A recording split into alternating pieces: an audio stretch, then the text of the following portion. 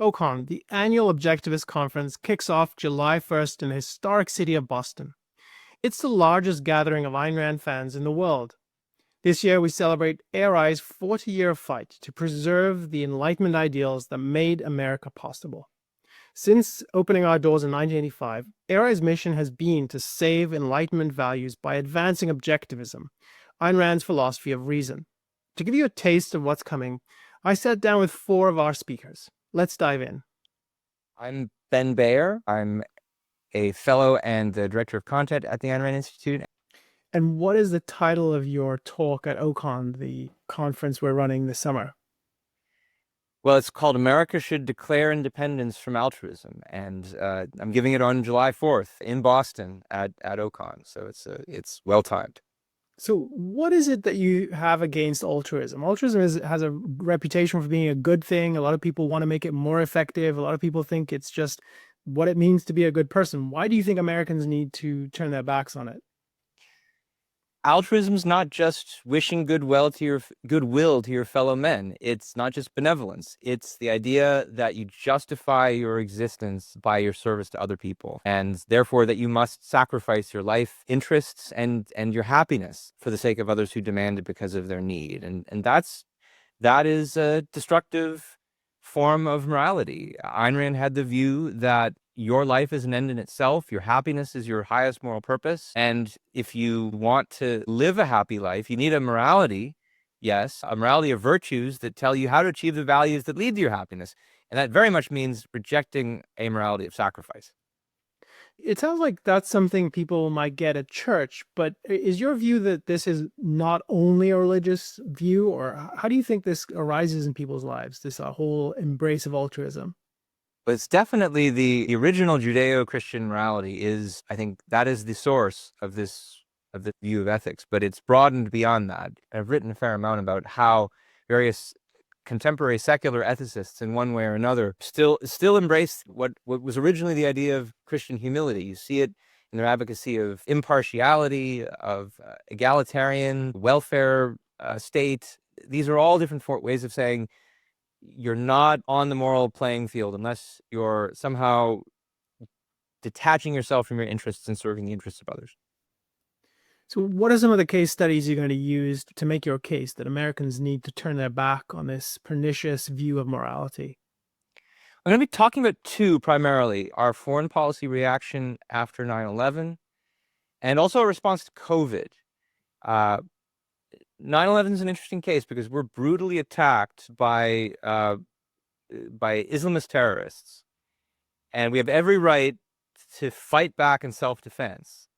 And what we end up doing is surrendering to basically half measures. We never really confront the real enemies, and as a result, we face ongoing threats in the Middle East. And I think the reason that we don't do that ultimately is because we don't have the strength of our convictions that it is right to stand up for self-defense, that we should love our enemies, or at the very least appease them, and not try to frighten the world by what it means to actually exercise self-defense.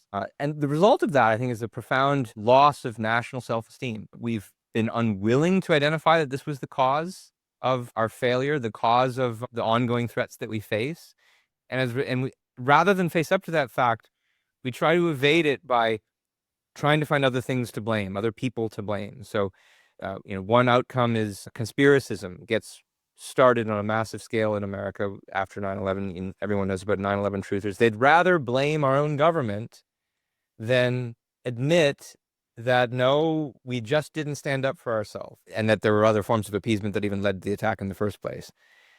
And then I think it's also not a coincidence that after our failure to confront the Islamist threat, that's when we start becoming insular. We start closing ourselves off from the world. The push against immigrants, we'd rather blame people who are trying to work in our country than realize that we didn't deal with the real national security threats that actually threaten our country. So that's one case study. The other case study about COVID is similar. That obviously that a virus is a natural threat, or it might have been a natural threat. But the response to it is first and foremost panic and fear and wide-scale lockdowns on the model of what was happening in China. And the interesting thing is that the science leading up to 2020 said lockdowns aren't a good idea.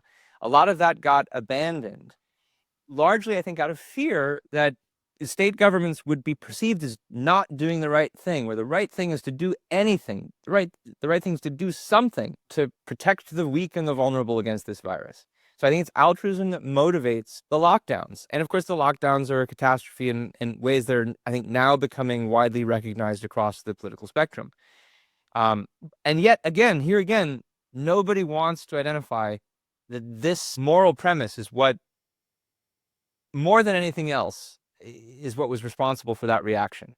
Panic and fear bring out people's basic operative premises. And when what they go to is, well, we've got to, it doesn't matter that we're going to be shutting down people's lives and pursuit of happiness. We're all going to be in it together in our joint sacrifice for the sake of these vulnerable people. That was the philosophy. And rather than face up to that fact, instead, again, we get conspiracy theorists. It wasn't basic philosophy. It was a conspiracy by the pharmaceutical companies, half a dozen other conspiracies related to COVID. And nobody wants to face up to how their own basic moral premises that they were taught when they were children, by their ministers, how that was more than anything else what was responsible. And, proof of this is it wasn't just Democrats who were locking down states. It was the Republicans too. So Ben, last question for you. What do you want the audience to take away after hearing your lecture? What do you want to inspire people to do? I want to try to encourage them not only to see that altruism was responsible for these reactions, but also to appreciate that there are all kinds of features of the reactions that show just how deeply psychologically entrenched altruism is in the American psyche. And the fact that America continues to evade how deeply entrenched is shows up in all kinds of features of contemporary political discourse. And in addition to surveying these case studies, one of the other things I'm going to be trying to spend a fair amount of time doing is going through underappreciated material from Ayn Rand, where she talks about the psychology of the evasion of people's reliance on altruism. There's really underappreciated material in Galt's speech from Atlas Shrugged about this, about why people become defensive and fearful and guilty when confronted with the fact that they depend on or that they rely on altruism, but don't want to name that fact, don't want to fess up to it. Not just because it's the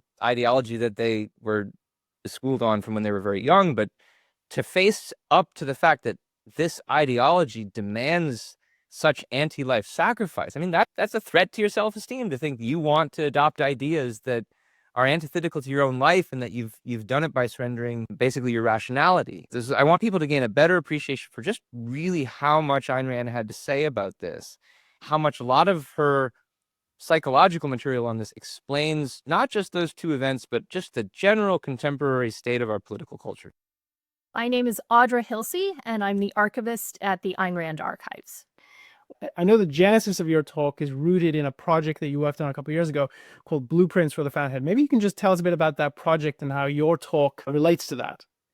Yeah, so Blueprints for the Fountainhead is an online exhibit that we still have up, where we put up a lot of Ayn Rand's planning material for the Fountainhead. So her outlines, her notes, her thoughts as she was thinking out how should this particular scene go, all that sort of material. And so not drafts really, but the earlier material that comes sort of before drafting. And we have all of that in the archives as part of her papers. And the exhibit really walks people through the process of her writing this really fantastic novel. And she was an amazing writer. But even for her, writing a novel was not, especially a novel like The Fountainhead, was not as simple as day one. It popped fully formed into her head. She had to work on it and really think through parts of it and figure out how is this going to go and what is the climax at the end going to be. And there were real questions about that along the way. And so that material just walks people through that whole process from her very earliest thoughts about it that she starts to write out in 1935 all the way through to some of her much later notes and outlines, most of them in late 1941 when she finally gets the contract from Bobbs Merrill to actually publish the novel. And then she finished up her planning and sat down and wrote out everything she hadn't already written. So you and the rest of the archives team worked through hundreds and hundreds of pages, which are online, and with the help of volunteers, you got those transcribed so everyone can search through those notes. Now let's turn to the talk that you're going to present this summer. What aspect of that vast body of work are you going to focus on from your perspective?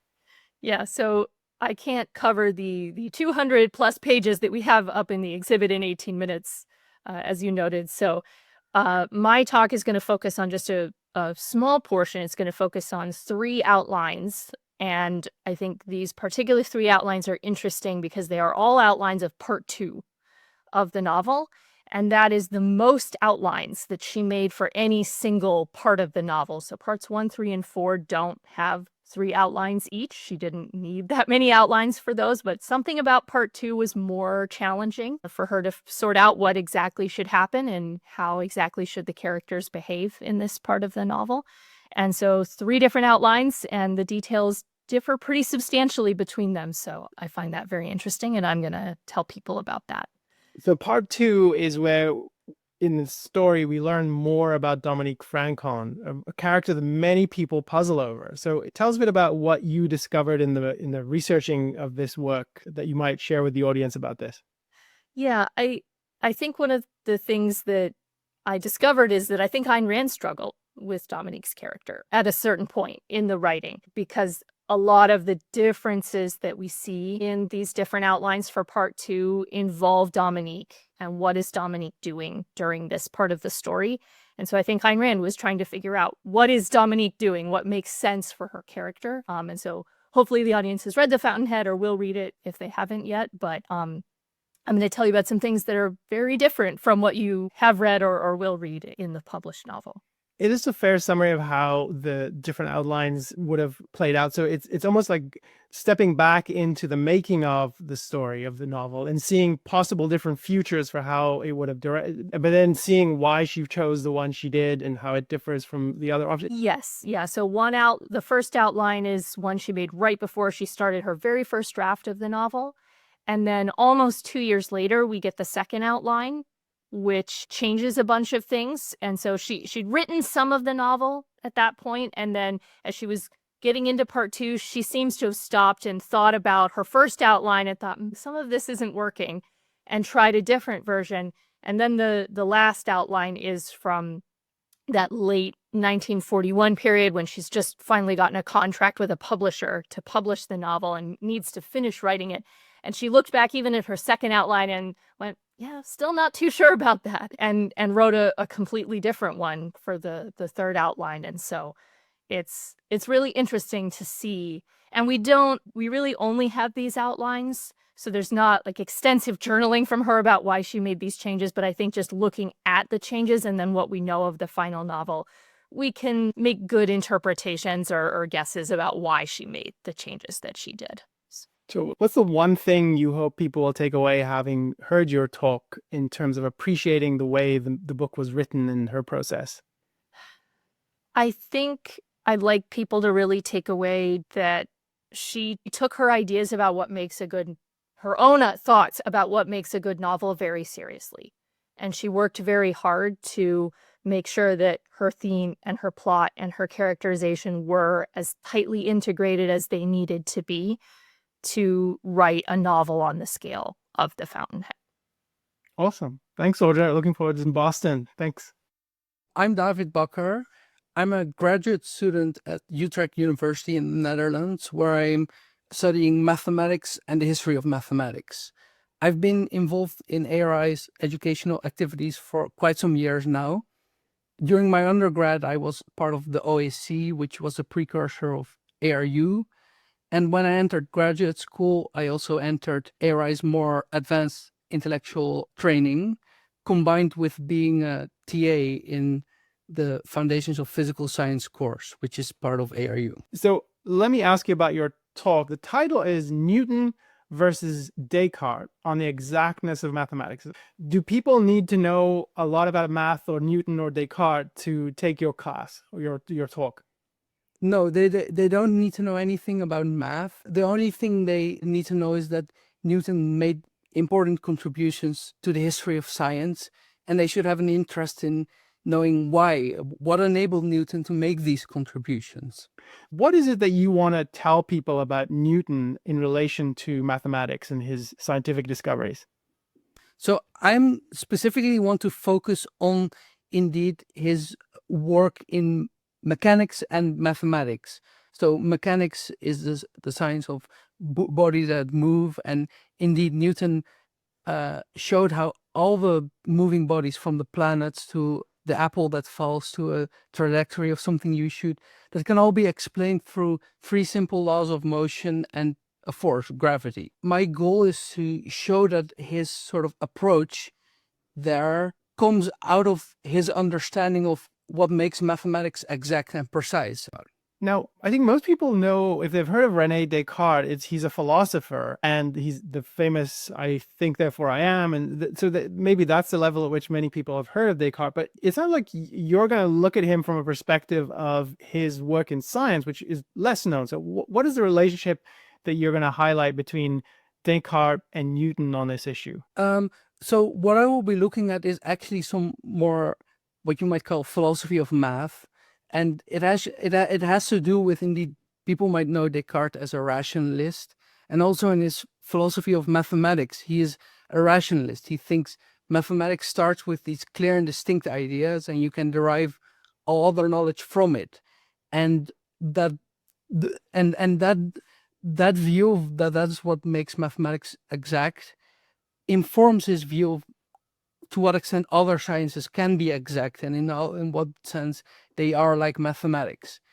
And that will form a contrast with Newton, who they might know as being more focused on observation and thinking, no, science starts with phenomena. But Newton wasn't an empiricist in the sense that they might know as someone who felt, okay, knowledge starts with the senses and ends with the senses. No, he identified these deep laws and showed that no, everything in every motion can be explained by means of these laws of motion. So he did think that we can have these deep causal identifications of what's going on. And I think that has something to do with his view of what makes mathematics exact, because that's exactly the kind of thing you do in mathematics, where you sort of start from indeed simple basic things and derive other ideas from it.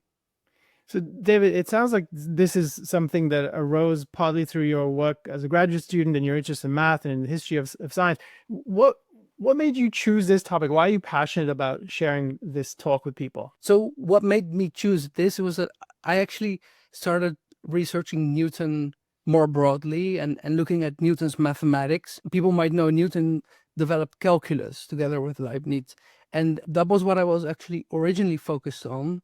But in looking at Newton and looking at what were his more fundamental ideas about what mathematics was about, I stumbled upon this idea about the relationship between mathematics and mechanics, and I thought it was a very important idea that should be talked about.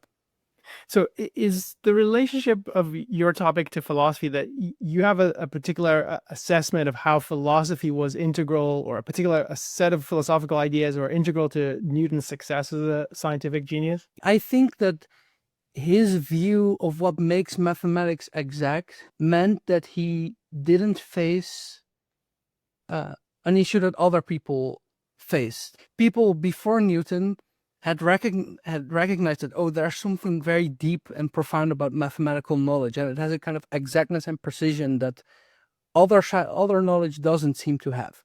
And they saw that this wasn't they saw this as being in conflict with our knowledge of the physical world, and that knowledge of the physical world is messy and doesn't have that mathematical certainty. And Newton challenged this by reconceiving what makes mathematical knowledge actually precise and exact. And because he had this different view of what makes mathematical knowledge precise and exact, he was able to extend this idea and say, no, okay, we can do that in mechanics too. And it still requires his genius to then actually do it. And so where does Descartes land on that topic? One way to describe it is that Descartes thought that mechanics is a sort of watered down geometry. So geometry is precise and exact, and mechanics is what you get when you add more worldliness and more motion, but you lose exactness. And with Newton, you get a different view that no, actually, mechanics is the foundation for geometry. And what that means exactly, you will have to see in my talk.